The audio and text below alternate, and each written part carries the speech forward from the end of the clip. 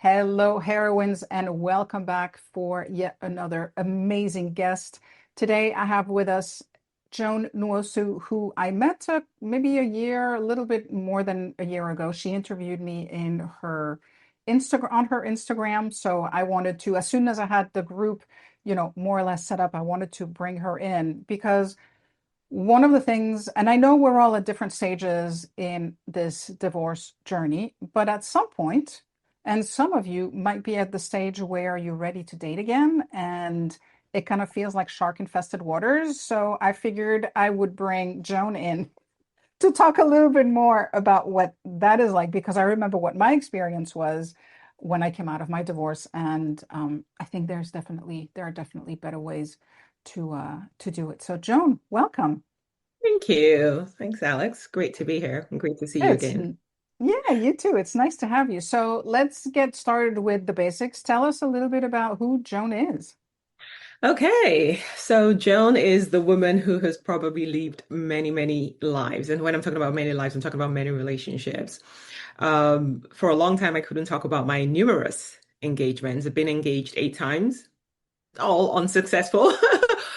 But going through all of that really taught me a lot. And it really Mm. led me to this journey and this path that I'm on. And so you name any type of toxic relationship, I've been in it. Any type of man, I've been in it. I've followed the scripts, followed all the gurus, followed all the books, all the podcasts. I've tried every single thing to figure out how the hell does this whole finding the one actually work? And that's why this is now what I do, helping myself first, but also helping women who've gone through, like I went through one divorce, but I was engaged to 8 different men at different times, not the same time. But really help them to one, avoid some of the mistakes that I made and really understand that it's not as it's difficult if you don't know what you don't know. But there is a way to be able to ensure that you attract the right aligned partner. And you and I were chit-chatting just before we came on, and you recently added human design to what you do. So how is that changing Yeah. your approach? Yeah. So I've been a dating coach for some years now, and in my work with all the women I was working with, even though I had a step-by-step framework that actually worked, it could get you on dates, it could get you into a relationship. But what I started to see over time was not every single, let's call it advice that I was given worked for every type of woman. And one of my clients actually said to me once, she was like, I hear what you're saying, but it really doesn't feel natural. It feels like I'm pretending. It feels like I'm performing. Yes, it will get me the results, but I'm not happy. I don't feel like this is me. And at that point, when she said that to me, I was like, am I doing exactly what other coaches are doing, which is this whole cookie cutter approach? It might work for certain areas in life, but when it comes to relationships, I really started to think that we're all wired differently. We all have different interpretations of what love is or what kind of love we actually want. We all have different desires in the partners that we're looking for. How can there possibly be one way that should work for everybody? And that really got me thinking. I was like, okay, maybe I'm also getting this wrong. Maybe I'm also giving them this cookie cutter approach, which, yes, it might get you the short-term results, but at the end of the day, the same problems still persist. People were still not attracting their aligned partner. They were attracting the kind of men that social media said we should want. Yeah, the masculine, tall, dark, and handsome, the one who plans dates and all of that stuff. But at the end of the day, if you're still performing or you're not your true self, the problems is still going to persist. Over time, you would default to who you truly are, and then that whole problem of misalignment will show up again. So human design changed the game. And you and I were just talking about how awesome human design is, but Yeah. I wanted to ask you this because I'm wonder, based on your experience, you talked about, the one way, the cookie cutter approach.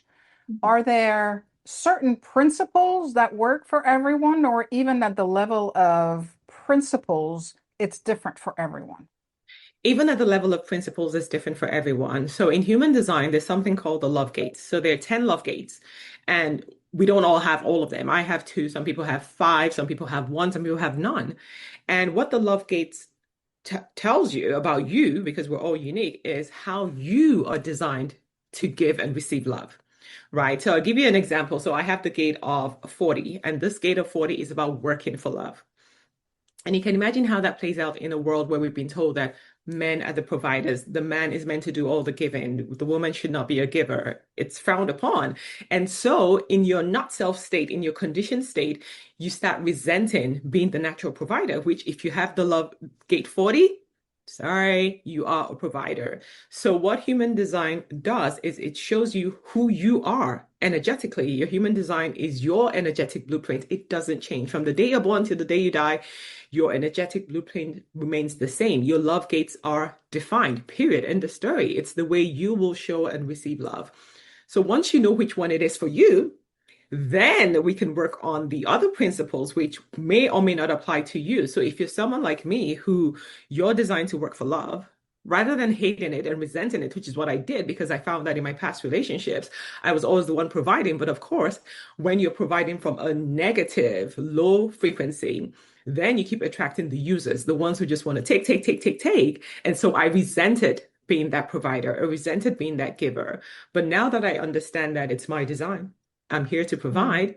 So now I provide from overflow and I do it lovingly. And now I'm only able to attract the people who appreciate that about me.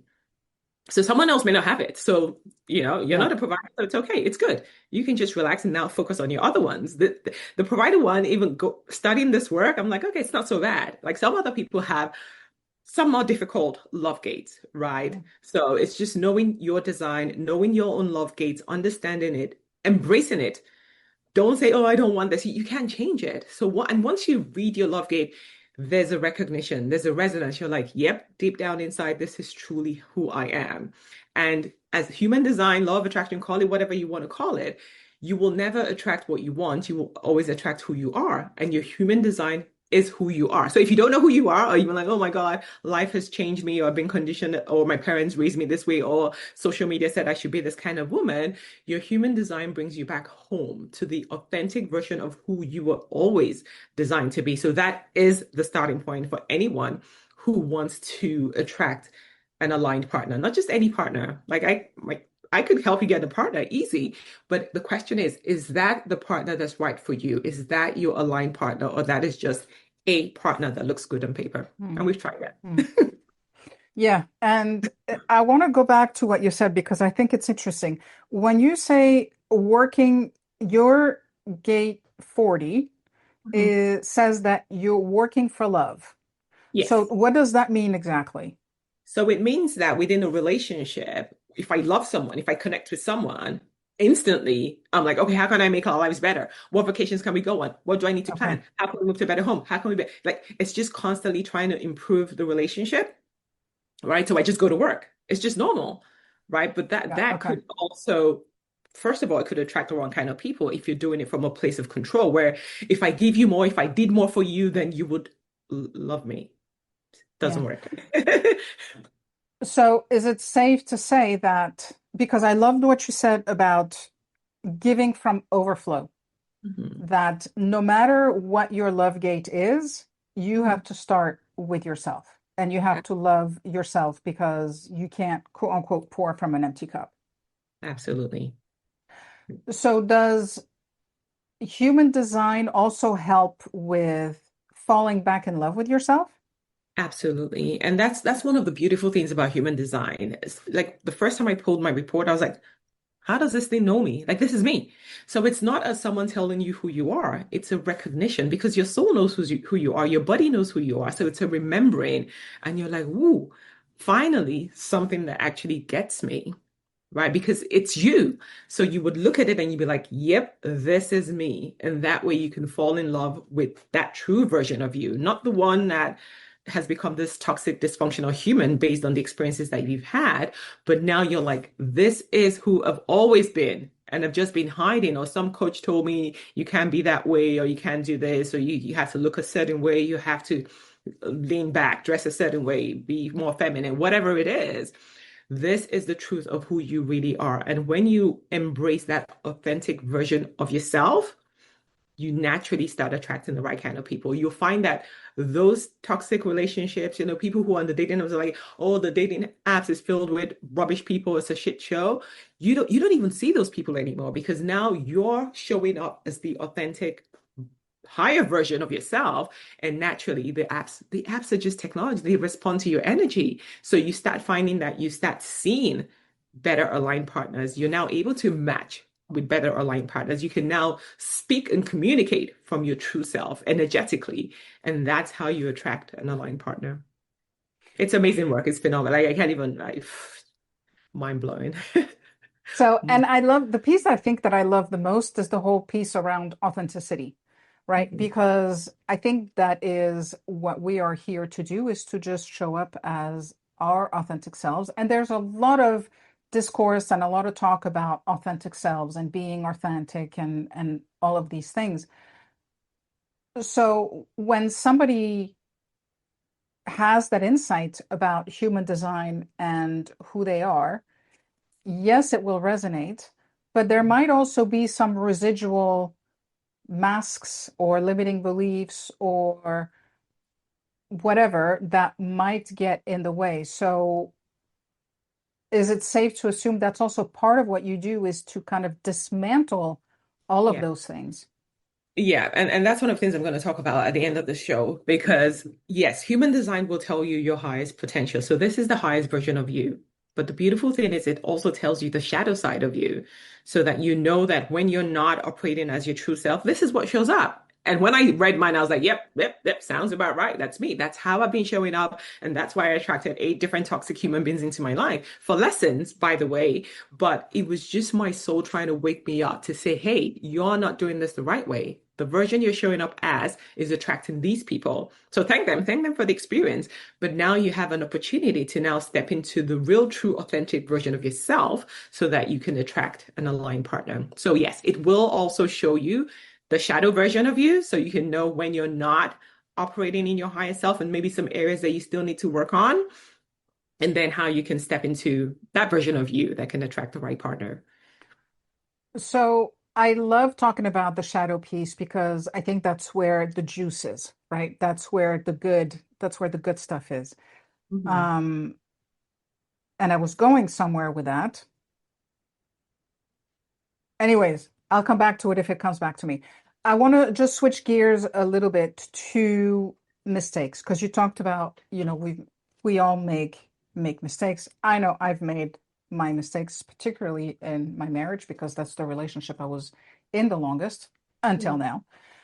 And tell us a little bit about some of the mistakes that you've seen either in your personal experience or that Mhm. you've seen some of your clients and the people that you work with make that get in the way of attracting that um your perfect human, let's say.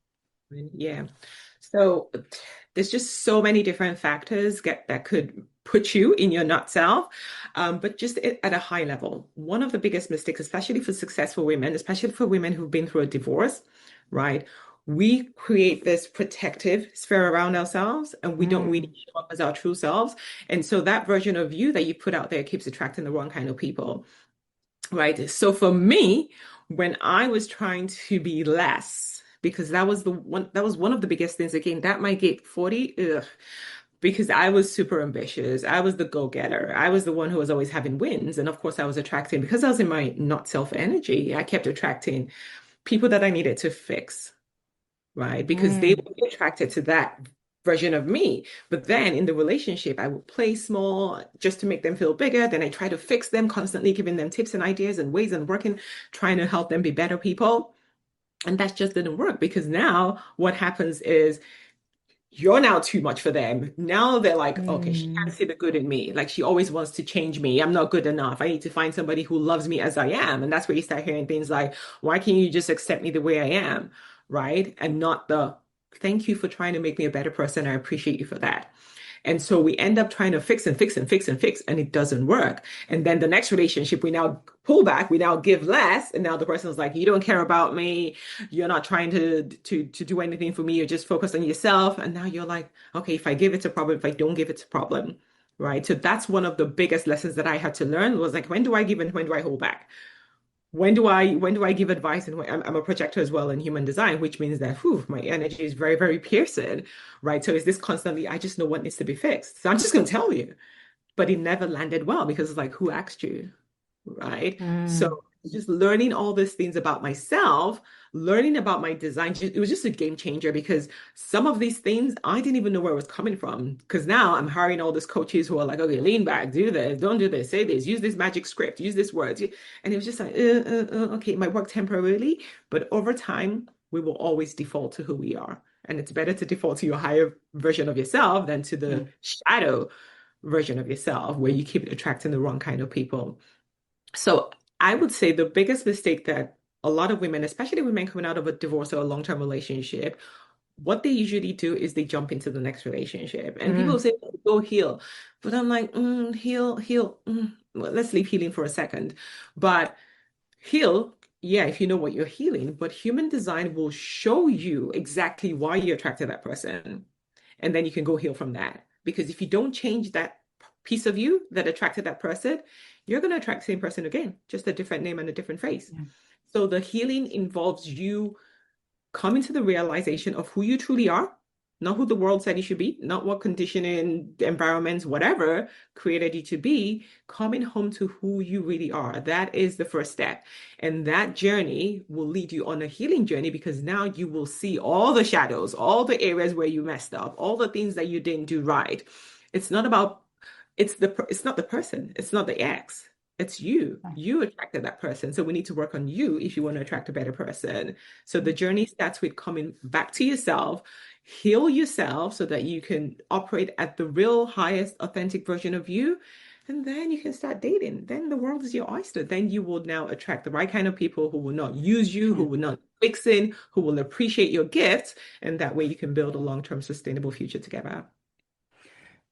Talking about healing, I think there's a difference when you come out of a relationship and you haven't been seen, you haven't been heard, you've been giving, giving, giving, and not receiving, or not even allowing to receive, right? Because there's that as well. Versus coming out of the relationship and being like, woo, let's have some fun, Yeah. right? And that part is also important because that also plays into the healing because I feel like it also helps us to discover what are the things that we do want without, for lack of a better word, without having to make a commitment. hmm hmm Yes. So I was one of my relationships, I was that person who was like, woohoo. But that's a trauma response. Like it's not really I'm free now. It's I don't want to deal with what just happened.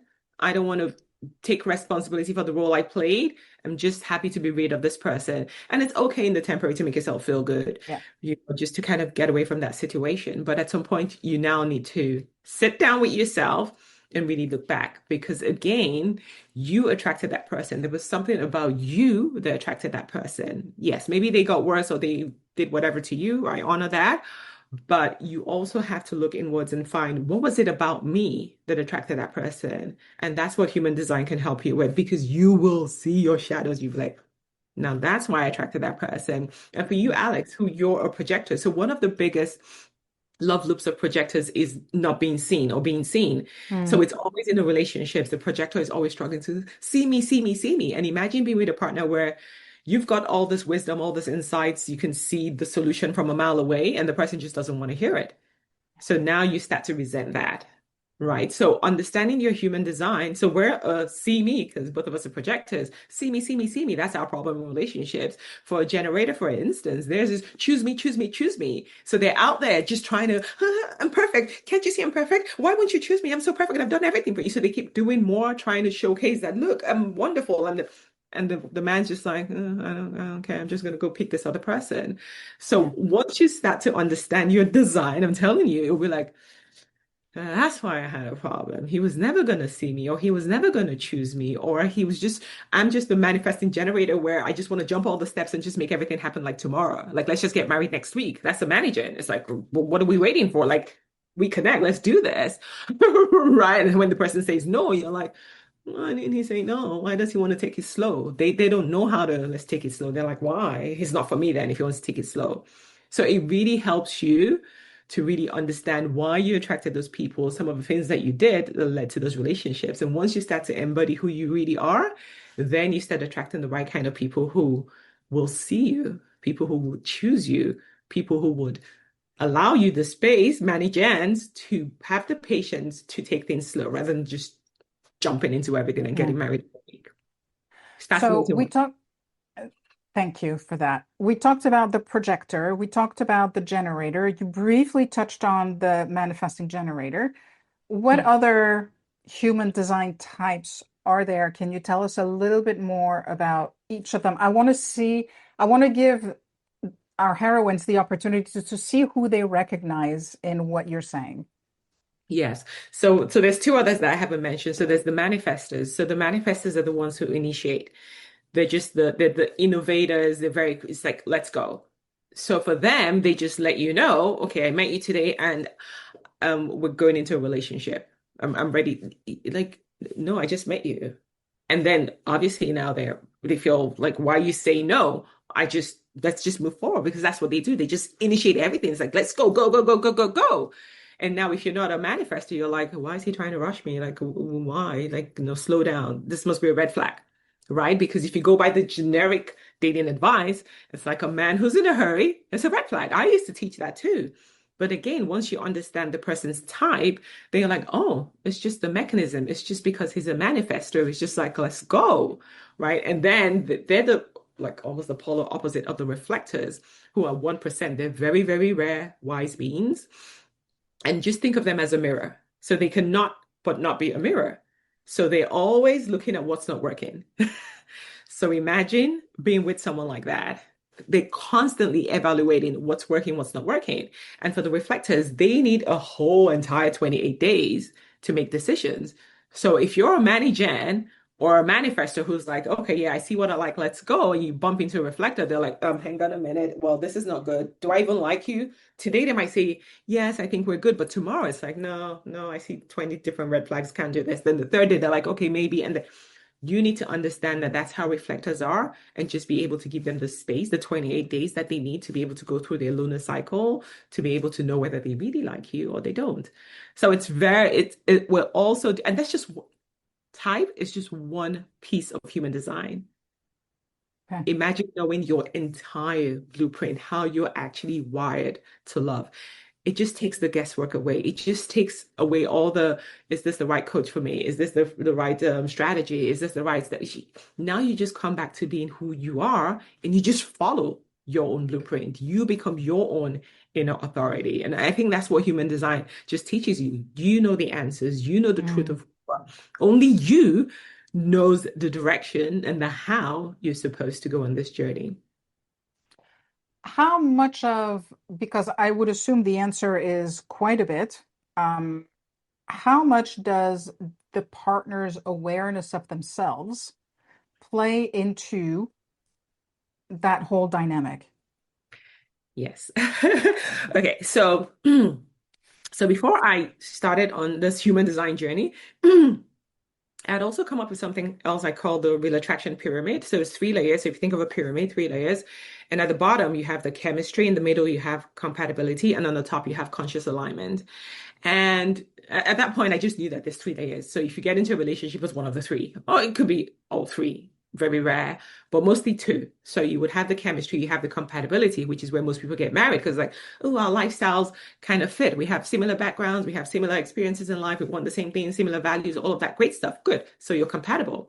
Chemistry is just the physical chemistry, which Hmm. again, your design tells you exactly what you're attracted to physically, compatibility, and conscious alignment.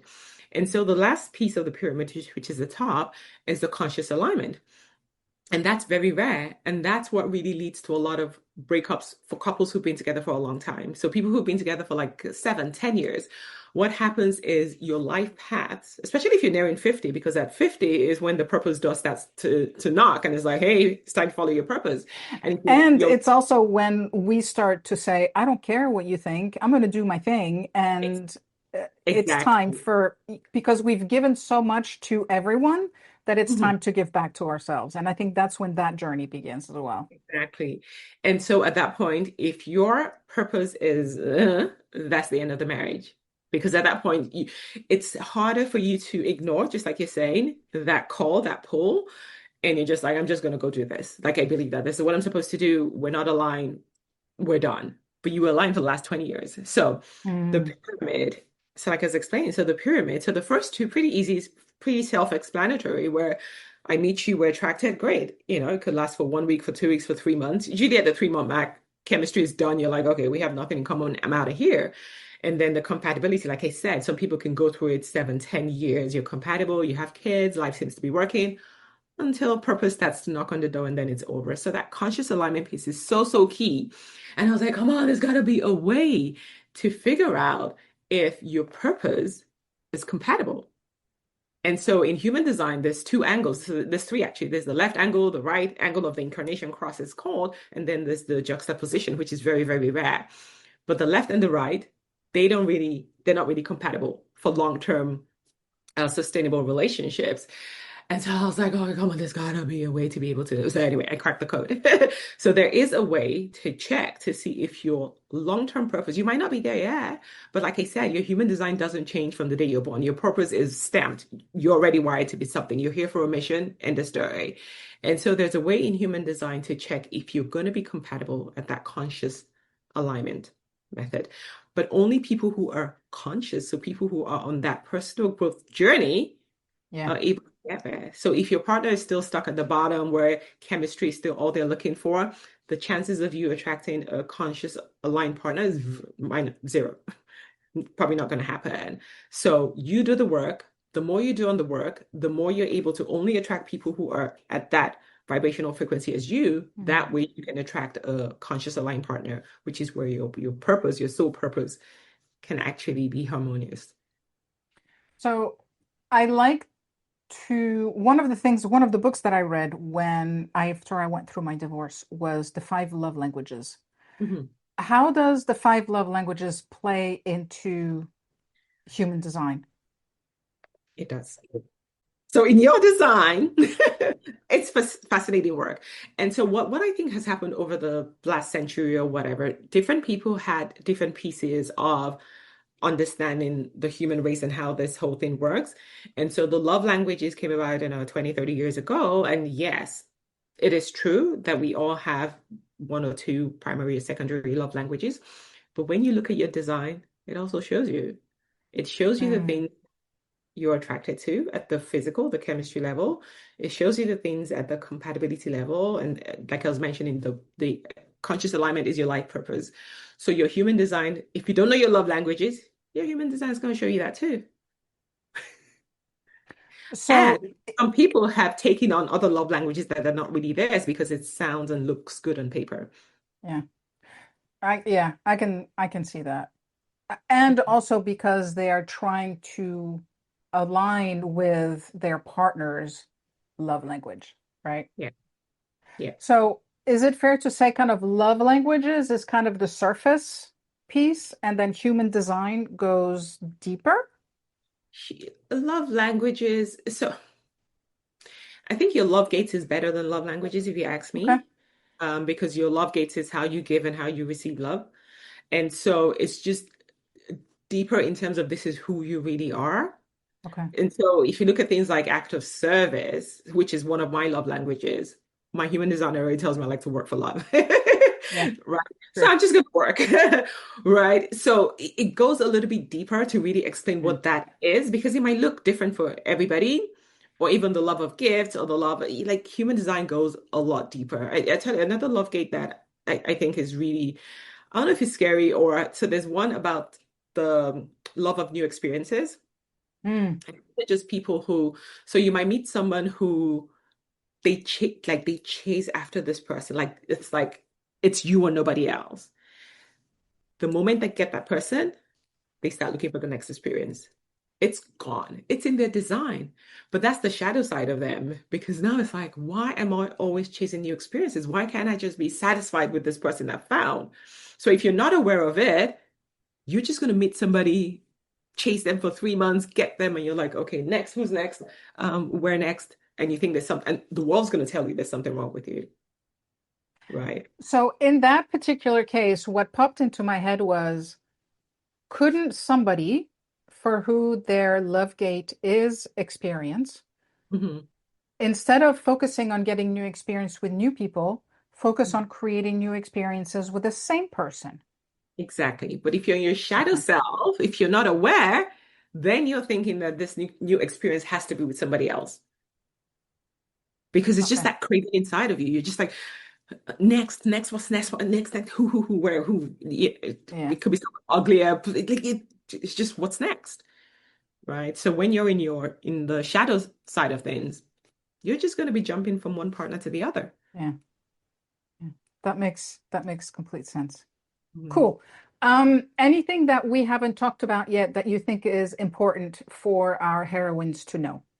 Yeah. So maybe the final parting message for me will be when I went through my divorce, there was a lot of stigma, and I felt like a failure. I felt like, oh my God, I had held out for so long, and then finally I said yes to this one, and then it ended in divorce, and the world told me that I was a failure. They told me that you're not good at relationships, you're done for, that was it for you, you're gonna die alone. But what I know today is when you go through such a breakup, that's actually your activation. That's your Yeah. awakening. That's your like, okay, enough of that now. We've been playing around. Now it's time for you to discover who you are and who is right for you. So I really want anybody who has been through a divorce and maybe you're feeling like, I don't know who I am. I'm lost. I'm nothing without a Mrs. title to my name. No, no, no, no, no. This is your activation. This is the time for you to step into the truth of who you really are and really embrace your authentic self, not whatever the world, whatever that relationship. No, no, no. We need to go back to who you are so that you can operate from that level. And then you will attract the partner that was really right for you. Mm. And I love that because I that's one of the things that, we also talk about in the group is that it is a gift, right? And I think we need to give ourselves the chance to grieve. We need to give ourselves the chance to digest all of the kind of yucky stuff. Mhm. But there does come a point where you either get stuck in that or you start to think about, okay, where do I go from here? And that's where the beauty, that's where all the juicy stuff comes in, is that, okay, I've learned or I Mhm. am learning, where do I go from here? And that's a beautiful place to be. Absolutely. Absolutely. You get another chance to do it right. And I just thought of something after I asked Mhm. you the last question, what was supposed to be the last thing. That's why I never know where this is going. I want to talk a little bit about career women because one of the things that happened and I think led to the dissolution of my marriage was that I was so focused at work and so focused showing up at work in my masculine energy and succeeding at work based on everybody else's definition of success, right? Mhm. And but that I brought a lot of that energy home. And then when I got divorced, I just went full in on the career because I was like, okay, I don't have time to think about anything else. I just want to go there because it gave me a chance to keep myself occupied and not have to think. So, for women who might find themselves in that moment and in that situation, anything that you think is important to share? Yeah. So for those of us who have gate 40, the ambitious women who love to work, it's okay to temporarily distract yourself. That's what I'm going to call it. It's like a distraction. You just throw yourself into it. Like, I can't be done. I'm done with this whole love thing. Like, I'm just going to focus on my career and make money and be happy. And then you make the money and you find out that, okay, maybe I'm not happy, but then I'm going to keep working. Maybe the happiness will come. And it's okay for a while, but at some point, you need to be honest with yourself. You need to go do the inner work. The inner work Mm, is, and again, remember, most of the world, most of us, when we're born and we come into this world and we go through experiences, we're in the not self. We're not operating from our true self. So we've already attracted the wrong people. right? So if you attracted the wrong kind of person that matches your love gate, it's okay. Just forgive yourself for that. Like, I didn't know. So now just focus on balancing the pursuit of career with the pursuit of love. Because I do believe that love is the greatest gift. I do Mhm. believe that when you're with the right partner, what will take one person 10 years will take both of you 1 year. It's just the way Yeah. it's designed to work. So rather than just go all in and go gung ho and be like, okay, I'm just going to spend all of my time doing this, don't forget that we are human beings, first of all, and we do need that interaction. We need that companionship. We need someone, not everybody, for some people, they're like, no, I'm good. And that's okay too. But if it's something that you've desired, it means that you do have the capacity for it. And so do the work and just make sure this time around you're doing it from your authentic place so that you can attract the right person. I always say to women, it's better to be single than to be with the wrong person because it just drains you, sucks you, just ugh, it just depletes you. It's kind of pointless. So, Yeah. but with the right person, it's worth it. Yeah. Agreed. In French, we say it is better to be alone than in poor company. Yeah. So very cool. Joan, thank you so much for sharing your wisdom and spending some time with us. Much, much appreciated. Sure. Heroines, I just want to thank you for watching. Whether you're catching this live or on the replay, let us know what you think. If anything that Joan said really resonated with you, just drop it in the comments. Let us know what you're feeling about this. If you're getting some strong emotions around some things, that's a good thing. So don't be afraid to go there. I just want to say thanks again for Yeah. being here, Joan. Go So ahead. maybe as a final thing, because I know I've been talking about human design and people are like, okay, so where's my human design? Where do I get my human design? Well, I have created something special for your guests. So they can run their human design chart and get their dating archetype. So for those who are dating, so it's my full human design report is 100 pages, but the Ooh, dating archetype is one part of your design, but it reveals so much about who you are. So you can run the report, and I also have a private five audio podcast that goes along with the your dating archetype to help you start to understand who you are. So some of the things that we've been talking about, what are my love gates? What's my type? How am I supposed to make decisions in love? How do I know who's right for me? That is the starting point. Like I mentioned, it's about coming home to who you really are. Human design is that tool. It will be recognition. You will probably cry because it's like it even tells of men you've attracted in the past. And it's like, yep, that's my ex right there. And it will also tell you the type of man that your soul is craving. So I think it's a beautiful starting point. Listen to the podcast. It's an audio, it's just 5 episodes, and then run your human design chart as well so that you can come back to the real you. awesome. So throw those links underneath in the comments like that, easy to find for everyone. And again, thank you so much for sharing, Joan. And heroines, we'll talk soon. Thank you. Bye, everyone.